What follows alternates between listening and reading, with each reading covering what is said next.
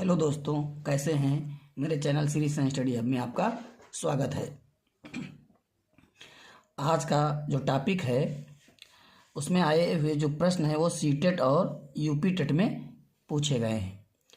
तो स्टार्ट करते हैं। पहला क्वेश्चन है, निम्नलिखित में से कौन सा अदरक का जननांग है। अदरक का जननांग तो जानते हैं अदरक क्या है। अदरक तने का रूपांतरण है। तो जननांग क्या होगा, बीज, पत्ती, जड़, तना। तने का रूपांतरण है, इसलिए इसका जननांग तना, अर्थात ऑप्शन कौन सही होगा, डी ऑप्शन सही होगा। क्वेश्चन नंबर 2 देख लेते हैं। निम्नलिखित में से कौन सा एकल पुष्प नहीं है। वर्ण पुष्पों का एक गुच्छा होता है। सीटेट में पूछा गया क्वेश्चन है, कौन सा एकल पुष्प नहीं है। एकल पुष्प सूर्यमुखी, धतूरा, गुलाब, गुड़हल। जानते हैं धतूरा, गुलाब, गुड़हल ये तो सब एकल हैं। सूर्यमुखी ए ऑप्शन सही है। सूर्यमुखी पुष्पों का एक गुच्छा होता है। मुंडक पुष्पकर्म पाया जाता है, कंपोजिटी कुल का। अगला क्वेश्चन है, पौधे जो अपना खाद्य बना सकते हैं कहलाते हैं। कौन से पौधे जो अपना भोजन स्वयं बना लेते हैं उन्हें क्या कहते हैं, स्वपोषी कहते हैं। इंग्लिश में इसमें लिखा है ऑटोट्रॉफ, हेट्रोट्रॉफ, सेप्रोफाइट, पैरासाइट। कौन से होते हैं भैया, ऑटोट्रॉफ। ऑटोट्रॉफ मतलब होता है स्वपोषी होते हैं, जो अपना भोजन बना लेते हैं स्वपोषी होते हैं। ए ऑप्शन सही होगा। इसका ऑप्शन नंबर ए सही होगा, पहला ऑप्शन सही होगा। अगला क्वेश्चन देख लेते हैं। बांस के पौधे की पत्तियों में सिरा विन्यास तथा जड़ किस प्रकार के होते हैं। पत्तियों का सिरा विन्यास कैसा होता है और जड़ कैसी होती है। ऑप्शन दिए गए हैं। ए जालिका रूपी सिरा विन्यास और रेशेदार जड़, झकड़ा जड़ से कहते हैं। बी ऑप्शन है जालिका रूपी सिरा विन्यास और मूसला जड़।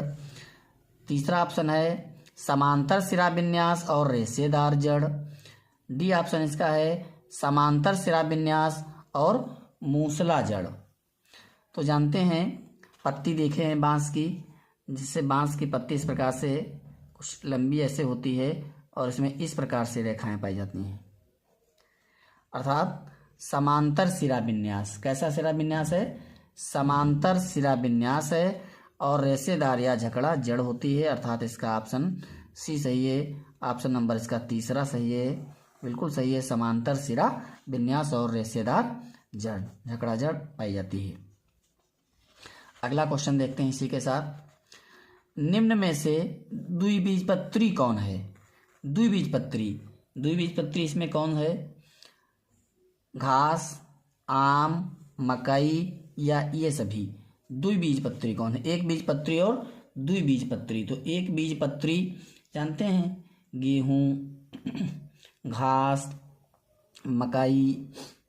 तो इसमें घास मकई दोनों आ गए एक बीजपत्री में। और आम है, चना है, मटर है, सरसों है, मूली है, ये सब द्विबीजपत्री होते हैं।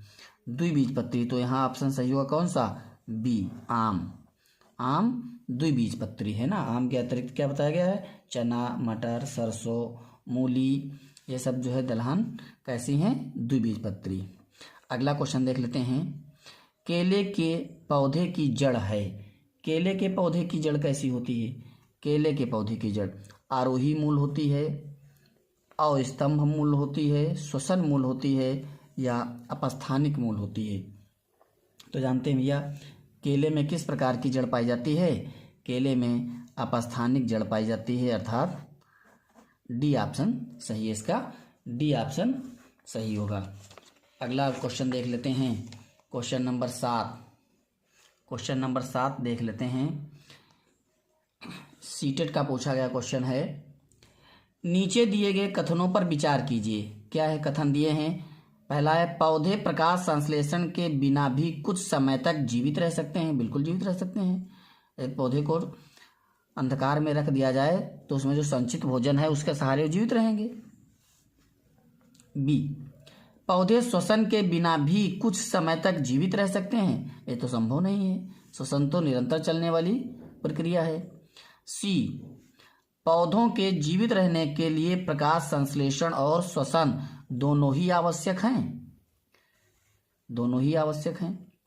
दिन के समय प्रकाश संश्लेषण और श्वसन पौधों में होने वाली समक्षणिक एक ही समय में होने वाली प्रक्रियाएं हैं। तो कह रहा इनमें से सही कथन कौन कौन से हैं? सही कथन इनमें से कौन है भैया? सही कथन कौन से हैं? ए, सी और डी, ए, बी और डी, ए, बी और सी, बी, सी और डी। सही कथन तो अभी जैसे हमने पहले बताया, पौधे प्रकाश संश्लेषण के बिना कुछ समय तक जीवित रहते हैं, बिल्कुल सही है। पौधे श्वसन के बिना भी कुछ समय तक जीवित रह सकते हैं क्या? बिल्कुल नहीं। पौधे के जीवित रहने के लिए प्रकाश संश्लेषण दोनों आवश्यक है, दोनों आवश्यक है। दिन के समय प्रकाश संश्लेषण और श्वसन पौधों में होने वाली प्रकाश संश्लेषण दिन में चलता है और श्वसन की प्रक्रिया दिन रात निरंतर चलती रहती है। तो दिन के समय प्रकाश संश्लेषण और श्वसन दोनों होने वाली प्रक्रियाएं हैं, अर्थात ए भी सही है। तो केवल बी गलत है, अर्थात ऑप्शन इसका ए सही होगा। सही कथन है ए, सी और डी। तो इसका ऑप्शन पहला सही होगा। ये तीनों कथन ए, सी और डी सही कथन है। ये गलत कथन है। पौधे श्वसन के बिना भी कुछ समय तक जीवित रहते नहीं, श्वसन के बिना जीव जीवित नहीं रहते हैं। अगला क्वेश्चन देखते हैं। अगला क्वेश्चन नंबर 8 देखते हैं। पौधों के किस भाग से जूट तंतु प्राप्त किया जाता है? जूट तंतु पौधे के किस भाग से प्राप्त किए जाते हैं? पत्ती से, फूल से, तना से कि मूल मीन्स जड़ से? तो कहाँ से प्राप्त किए जाते हैं जूट तंतु?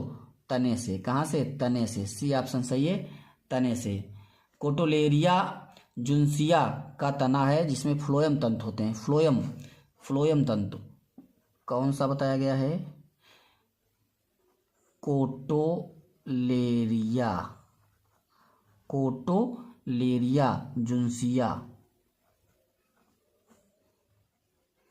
जुन्सिया इसी के तने से ये जूट तंतु प्राप्त किए जाते हैं। बास्ट फाइबर अर्थात फ्लोएम तंतु होते हैं। कौन से तंतु होते हैं? फ्लोएम तंतु होते हैं। अगला है, फूल का चमकीला तथा आकर्षक अंश अर्थात भाग कौन सा है? दल, पुंज, बाह्य दल, पुष्परंध्र। तो दल होते हैं, दलपुंज भी कह सकते हैं, पूरा दल। सी ऑप्शन सही है। नारियल के रेशे किस भाग में मिलते हैं?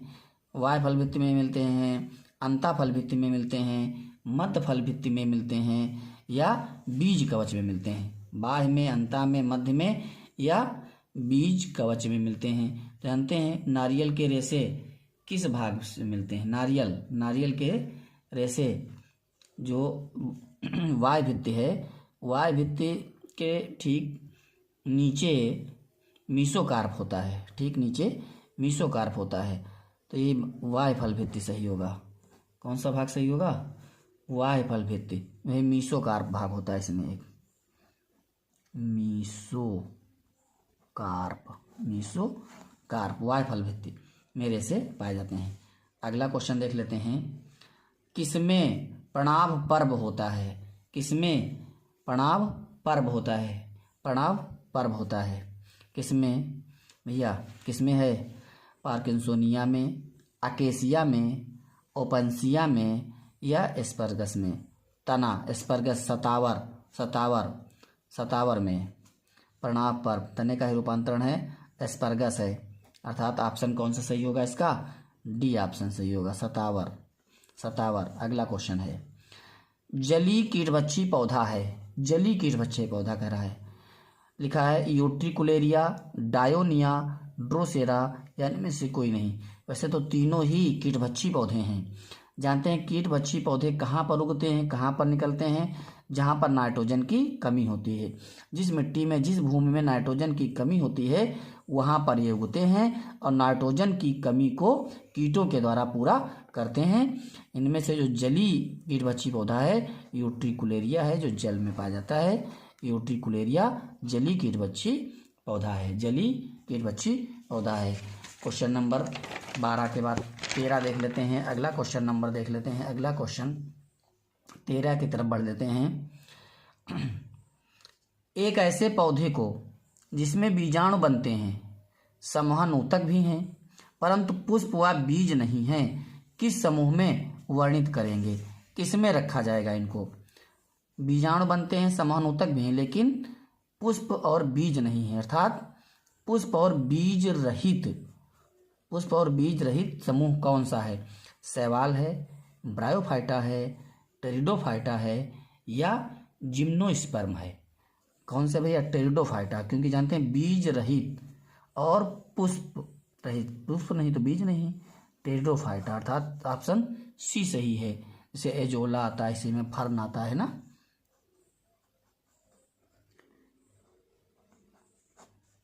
एजोला, फर्न, ये टेरिडोफाइटा, पुष्प और बीज रहित पौधों का समूह टेरिडोफाइटा। अगला है, शैवाल और कवक के परस्पर सहयोग से बने सहजीवी पौधे। जानते हैं शैवाल और कवक का परस्पर सहयोग क्या होता है? लाइकेन होता है। तो लाइकेन कहलाता है। क्या कहलाता है? लाइकेन, अर्थात बी ऑप्शन सही है। लाइकेन में एक शैवाल रहता है, कवक रहता है। कवक सुरक्षा प्रदान करता है और शैवाल, इसमें क्लोरोफिल होते हैं, इसलिए भोजन बनाता है, भोजन प्राप्त देता है, भोजन मुहैया कराता है, और कवक सुरक्षा प्रदान करते हैं। तो लाइकेन, ये समूह क्या कहलाता है? लाइकेन का। अगला क्वेश्चन देख लेते हैं। फाइकस, 15 क्वेश्चन है, 15 नंबर क्वेश्चन है। फाइकस में परागण होता है। फाइकस में परागण कैसे होगा? कीटों द्वारा, वायु द्वारा, जल द्वारा या चीड़ों द्वारा? तो फाइकस भैया अंजीर, फाइकस अंजीर, गोलर, इनकी प्रजातियां होती हैं। तो इनमें विशेष प्रकार का पुष्पक्रम पाया जाता है, जिससे इसमें पुष्प, जो पूरा पुष्पक्रम होता है, पुष्प का भाग होता है, वो अंदर हो जाता है। इसलिए फल के अंदर तो कीटों द्वारा इसमें होता है। किसके द्वारा होगा भैया? कीटों के द्वारा होगा, कीटों द्वारा होगा। परागण किसके द्वारा होगा फाइकस में? कीटों द्वारा। इसीलिए जो गूलर वगैरह में जब फल को तोड़ते हैं तो अंदर कीट मिलते हैं। अगला है, पौधों में एधा का मुख्य कार्य क्या है? एधा फ्लोयम, तो जानते हैं फ्लोयम बताया जा चुका है। फ्लोयम फूड, जाइलम जल, जाइलम हिंदी में दारू कहते हैं, ये जल से संबंधित, अर्थात जाइलम जल का समूहन, फ्लोयम फूड का समूहन, तो एधा को कहते हैं फ्लोयम। तो इसमें ऑप्शन नंबर कौन सा? ये खाद्य पदार्थों का स्थानांतरण, फ्लोयम फूड, खाद्य पदार्थों का स्थानांतरण, ऑप्शन नंबर ए सही होगा। इसका ऑप्शन नंबर कौन सही होगा? ए सही होगा, खाद्य पदार्थों का स्थानांतरण। अगला क्वेश्चन देख लेते हैं इसी के साथ, 17 नंबर की तरफ बढ़ लेते हैं। निम्न में से किस पौधे के रंध्र दिन में बंद और रात में खुलते हैं? तो जानते हैं जहाँ पर पानी की बचत करनी होती है, जल की बचत करनी होती है, वाष्पोत्सर्जन को रोकना होता है, कम करना होता है, वहाँ रंध्र दिन में बंद रहते हैं और रात में खुलते हैं। ज़्यादातर जो है रेगिस्तानी पौधों में, है ना, मरुद्भिद पौधों में पाए जाते हैं। तो मरुद्भिद पौधा इसमें से कौन सा? Water lily, cactus, cycas, orchid, cactus, अर्थात ऑप्शन कौन सही होगा? बी सही होगा, बी सही होगा। रंध्र दिन में बंद और रात में खुलते हैं ताकि वाष्पोत्सर्जन कम हो और पानी सुरक्षित रहे, पानी बना रहे, पानी वाष्पित ना होने पाए। क्वेश्चन नंबर 18 देखते हैं। बीजों का जरायुज विविपेरस अंकुरण होता है किसमें? जरायुज विविपेरस, है ना, पित्रस्थ अंकुरण किसमें होता है? आम में होता है, राइजोफोरा में होता है, आलू में या फिर गन्ने में होता है? तो राइजोफोरा में विविपेरस या जरायुज अंकुरण होता है। यह ऐसे मिट्टी में पाए जाते हैं जहाँ पर लवण पाया जाता है, लवण की मात्रा बहुत ज़्यादा होती है। लवड़ी दलदल में ये पौधे पाए जाते हैं, है ना, राइजोफोरा। इसमें किसी और होती, श्वसन मूल भी इसमें निकले होते हैं, श्वसन मूल भी निकले होते हैं, ऐसे श्वसन मूल भी इसमें निकले रहते हैं। और बीज में इसमें अंकुरण पौधे पर लगे ही हो जाता है, उसी में पहले ही अंकुरण हो जाता है, इसके बाद बीज गिरता है, अन्यथा अधिक लवण के कारण अंकुरित ना हो इसलिए। तो पौधे पर लगे ही जब बीज अंकुरित हो जाता है तो उसे पित्रस्थ अंकुरण भी कहते हैं, जरायुज या बीबी पेरस अंकुरण कहते हैं। किसमें होता है? राइजोफोरा में होता है। अगला देखते हैं क्वेश्चन, अदरक रूपांतरण है, अभी बताया जा चुका पहला। अदरक रूपांतरण किसका है? तने का, जड़ का, पत्ती का या फिर फल का? तो किसका है? अदरक रूपांतरण किसका है? तने का। आलू किसका है? तने का। अगला क्वेश्चन देख लेते हैं, क्वेश्चन नंबर 20 देख लेते हैं। पित्रस्थ अंकुरण विशेषता है, देखिए वही क्वेश्चन आ गया। पित्रस्थ अंकुरण किसकी विशेषता है? जलीय पौधों की, मरुस्थलीय पौधों की, मैंग्रोव वनस्पतियों की, पौधों की या झाड़ियों की? तो जो राइजोफोरा है वो मैंग्रोव वनस्पतियों के अंतर्गत आता है, मैंग्रोव पौधों के अंतर्गत आता है। तो पित्रस्थ अंकुरण किसकी विशेषता है? मैंग्रोव पौधों की या मैंग्रोव वनस्पतियों की विशेषता है, जिनमें पित्रस्थ अंकुरण पाया जाता है। जरायुज या विविपेरस ये होते हैं पौधे, कौन से? मैंग्रोव। इसका उदाहरण ऊपर पढ़ चुके हैं, राइजोफोरा। ठीक, ये बहुत इंपॉर्टेंट क्वेश्चन है जो लगातार सीटेट और यूपीटेट परीक्षा में पूछे जा चुके हैं, लगातार पूछे जा रहे हैं। बहुत इंपॉर्टेंट क्वेश्चन है। तो यह चैनल को लाइक करें, शेयर करें और सब्सक्राइब करें। धन्यवाद।